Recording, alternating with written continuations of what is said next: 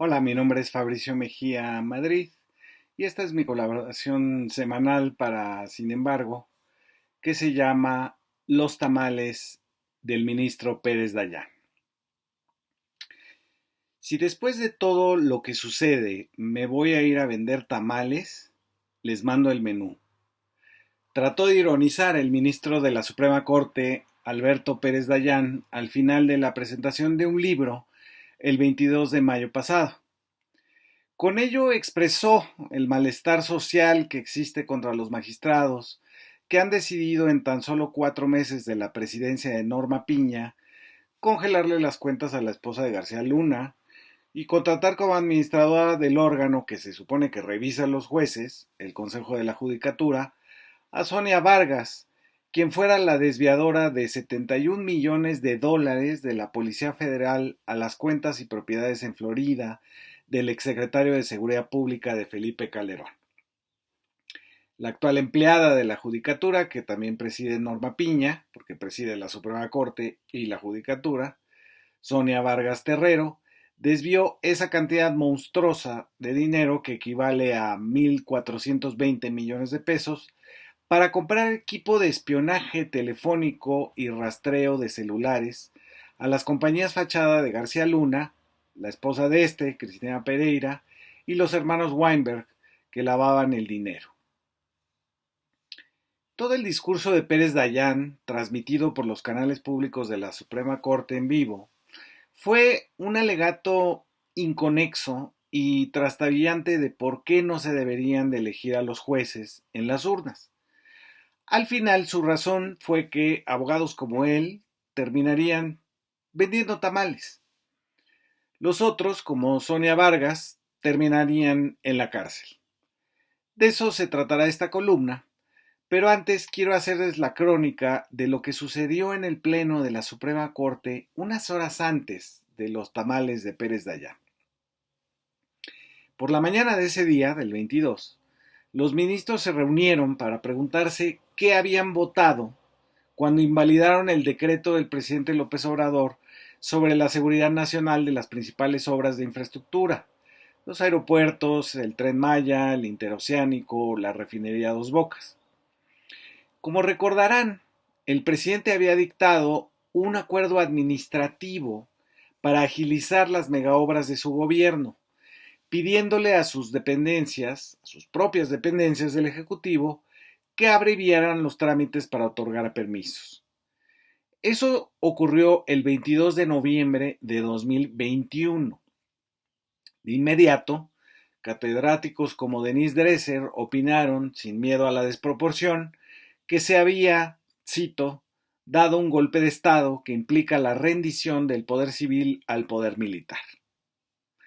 Ministros jubilados de la Corte, como José Ramón Cosío, hoy afiliado a la Marea Rosa de Claudio X González, le llamó decreto, aunque se trataba de una instrucción administrativa. El IFAI, por su parte, encontró una manera de decir que esa disposición del presidente de acelerar las obras iba en contra de la transparencia y metió su controversia constitucional que fue aprobada apenas hace unos días. Pero al aprobarla por 8 votos en la Suprema Corte, los ministros se tuvieron que volver a reunir después porque ni ellos mismos sabían qué carajos habían votado. Así empezó la sesión de la mañana de los tamales. El punto era el siguiente. En ninguna parte del anuncio del presidente se hablaba de transparencia o de reservar información de las obras. En ninguna. Era nada más para agilizar los permisos.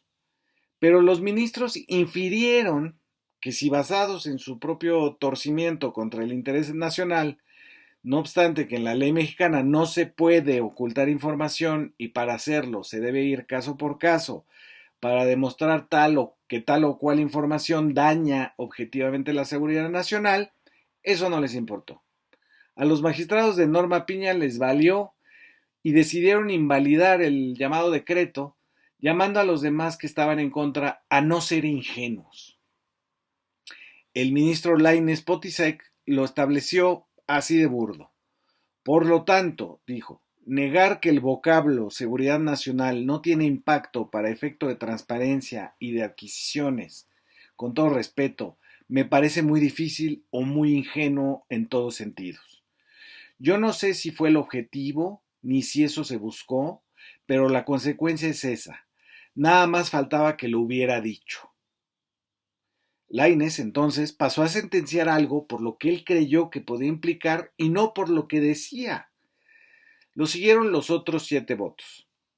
Aguilar Morales, otro ministro, fue mucho más lejos. Reinventó una república donde no existe el interés nacional y solo la suma de personitas aisladas unas de otras. Dijo, el interés nacional no puede ser mayor que el interés de los particulares, por lo que no podría existir casos de excepción cuya finalidad tenga como premisa fundamental el alcanzar el beneficio y bienestar de la nación, pero irrumpiendo los derechos de los gobernados. Así, para Aguilar Morales, ¿quién sabe para qué existe el Estado o la nación, si de todas formas somos como una masa amorfa de intereses particulares que él se siente obligado a proteger por sobre todos los demás? Así, para ser perspicaces y no ingenuos, se inventaron que a pesar de que no se leía por ningún lado eso de que se iba a reservar la información, pues podía suceder en un futuro incierto donde, no sé, por ejemplo, nos cayera un meteorito. Así lo dijeron los ministros, lo que podría suceder, de la maldita mala fe del presidente, de que todo era un mundo opaco y lleno de misterios. Cualquiera que haya cursado civismo, como yo, en la secundaria, sabe que los jueces jamás pueden juzgar actos futuros que no se han cometido aún y que tienen prohibido considerar las intenciones ocultas de quienes emiten las normas y las leyes. Pero los ministros lo hicieron. Desnudaron su desconfianza al presidente y la disfrazaron de una protección de la transparencia que no venía en ningún renglón del llamado decreto de noviembre de 2021. Un llamado decreto para acelerar, como ya dije, obras públicas de importancia para el país y que ellos convirtieron en un asunto de transparencia y del INAI. Confundieron seguridad nacional con secreto. Y 8 votaron así. Sin embargo, tuvieron que juntarse de nuevo porque no sabían qué habían votado. Así de vergonzoso. El asunto es que la Constitución le prohíbe a la Suprema Corte invalidar una norma general, es decir, en todo el territorio para todos los mexicanos. Al invalidar la instrucción del presidente a sus propias secretarias de Estado, argumentando una inexistente violación a las facultades del INAI, lo que habían hecho solamente era anular las relaciones de esa obra del presidente y el INAI. Y en el caso de que no quisieran violar la Constitución, como lo han hecho durante 4 años al ganar 3 o 4 veces más que el presidente de la República, hicieron un desbarajuste. La ministra Yasmín Esquivel puso el asunto de la siguiente manera cuando dijo: la declaración de invalidez en ningún caso podrá invocarse por alguna persona ajena al litigio, es decir, el presidente y el INAI, ya que el no haberse calificado al acuerdo controvertido por decisión mayoritaria de este tribunal pleno como una norma general, es evidente que tampoco puede expulsarse del orden jurídico con efectos generales, pues ello iría en contra de lo ya votado y además confrontaría la letra expresa de la Constitución, la cual categóricamente ordenó que en estos casos las resoluciones de la Suprema Corte de Justicia de la Nación tendrán efectos únicamente respecto a las partes de una controversia. Lo que habían celebrado como una victoria monumental del bloque opositor resultó que no tenía los alcances esperados, a menos que los ministros quisieran violar la Constitución. Así se los dijo también Loretta Ortiz. Actuemos dentro de los márgenes que nos impone la Constitución, por lo que no podemos obviar que el artículo 105 establece expresamente una diferencia entre el ámbito personal de validez y los efectos de una controversia en la que se analiza, por un lado, una norma general y por otra, un acto. Pasar por alto esta distinción que estableció el poder reformador se puede traducir en un desbordamiento de nuestras facultades, en una desnaturalización de la controversia constitucional y en una afectación a la seguridad y certezas jurídicas que se garantizan cuando se siguen las reglas preestablecidas. El expresidente de la Corte, Arturo Saldívar, se lo resumió de la siguiente forma. Lo cierto es que este acuerdo, el del presidente López Obrador, no se dirige al INAI. Si el acuerdo fuera dirigido al INAI, no habría problema, se invalida y listo. El acuerdo ni siquiera tiene como materia esencial la transparencia y el acceso a la información. No me parece que sea válido votar al inicio de un asunto que se trata de un acto administrativo y cuando ya tenemos la votación, cambiarle la naturaleza. Todos votamos sobre el presupuesto de que este era un acto administrativo. Pero no obstante los argumentos de que en realidad su votación de 8 ministros era una gran victoria del bloque opositor, la verdad es que no estaban obligando a nadie más que al INAI y al presidente de mantener las solicitudes de información en constante acumulación en aquellos alteros de expedientes sin analizar que acarrea el INAI y que nos cuestan 1,000 millones de pesos al año. Lo que buscaban, que era desacelerar las obras de infraestructura, pues eso sí no se pudo. No quiero dejar de mencionar, por último, lo que resultan verdaderos canapés para esta columna, y es la certeza que tiene uno de los ministros, Lainez Potisek, de que el estado de Michoacán es un municipio del país. Así lo dijo. ¿Le afecta al municipio de Michoacán? No, pues claro que no le afecta al municipio de Michoacán. Él no es parte de esta controversia. Y una vez más, tampoco está dirigido al municipio de Michoacán o al de Torreón. Eso dijo Lainez Potisek. Y así es el conocimiento de nuestros ministros de las entidades federativas. Pero ahora vayamos a lo que dijo por la tarde el ministro Pérez Dayán, aquello de que iba a terminar vendiendo tamales. Su conferencia se daba en el contexto de la propuesta de varios legisladores de que se consulte a la ciudadanía si creen conveniente o no elegir a los magistrados de la Suprema Corte y agregó a los de la Judicatura. Lo primero que Dayan trató de argumentar era que los jueces eran demócratas porque sus fallos hacen valer las leyes que dan estabilidad. Por si no lo sabe el ministro, la democracia no se basa.